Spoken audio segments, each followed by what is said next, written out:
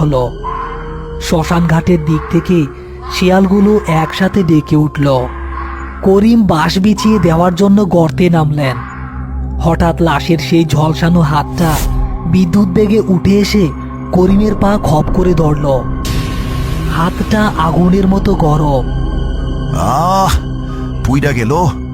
রতন আবার পা ধরছে, টান দে। উস্তাদ, হাত ছাড়ান, কোদাল মারেন। স্যার শয়তান, স্যার। কিন্তু লাশটা ছাড়লো না। উল্টো লাশটা এবার উঠে বসার চেষ্টা করছে।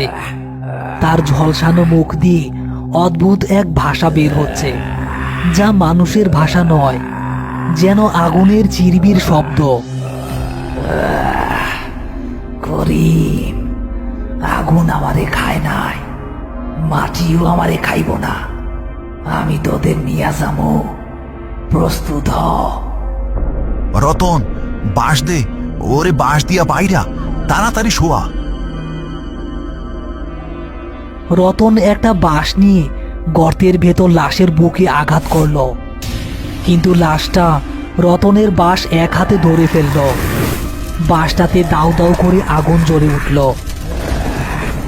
উস্তাদ, উস্তাদ, লাশের গায়ে আগুন, বাঁশে আগুন লাগা গেছে। হঠাৎ পাশের শ্মশানঘাট থেকে মন্দিরের ঘণ্টাটা টং টং করে বেজে উঠল, অথচ সেখানে কেউ নেই। ঘণ্টার শব্দের সাথে সাথে লাশের শক্তি আরো বেড়ে গেল। সে করিমকে টেনে নিজের বুকের কাছে নিয়ে গেল। রতন, রতন পালা, এরে মাটি দেওয়া যাইব না, ইয়ে তো জ্যান্ত শয়তান। না উস্তাদ, আমি পালাবো না। আপনার সাইরা আমি কোথাও পালাবো না। গেলে একসাথে যাবো, আর মরলে একসাথে মরবো। লাশটা এবার হা করে করিমের ঘাড় কামড়ে দেওয়ার চেষ্টা করলো। লাশের মুখ থেকে আগুনের ফুলকি বের হচ্ছে। রতন দেখল কবরের মাটিগুলো লালের বদলে কালো হয়ে যাচ্ছে এবং রক্ত চুইয়ে পড়ছে। রতন, ওরে থামাইতে হইলে মিশ্র মাটি লাগবো। দৌড় দে, শ্মশানের চিতা থাইকা এক মুঠা ছাই আর কবরের এক মুঠা মাটি একসাথে মিশাইয়া লাশের চোখের মধ্যে ছুইরা মার, জলদি। ছাই আর মাটি? উস্তাদ, উস্তাদ, আমি পারবো না।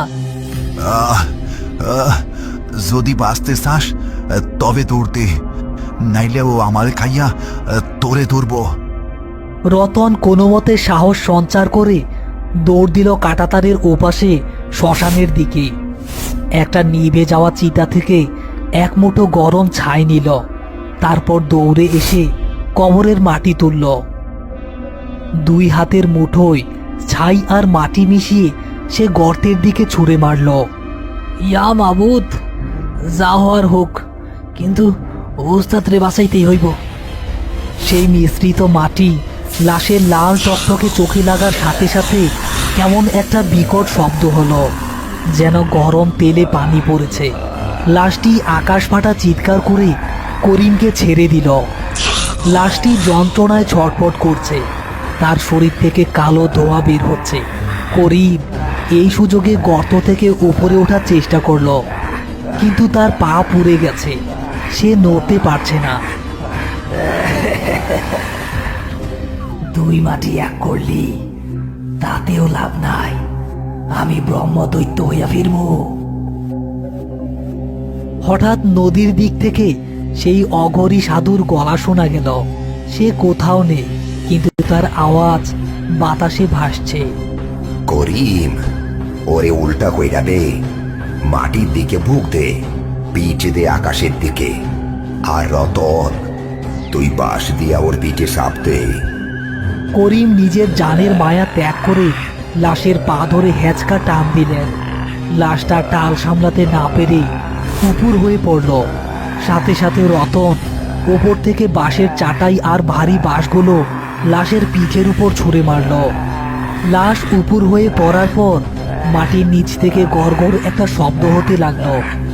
মনে হচ্ছে লাশটা মাটি ঘুরে পাতালের দিকে যাওয়ার চেষ্টা করছে, অথবা উল্টো ঘুরে আবার উপরে আসার চেষ্টা করছে। মাটি দে রতন, মাটি দে। দুনিয়ার যত জোর আছে সব শক্তি দিয়া মাটি দে, ওরই শ্বাস নিতে দিবি না।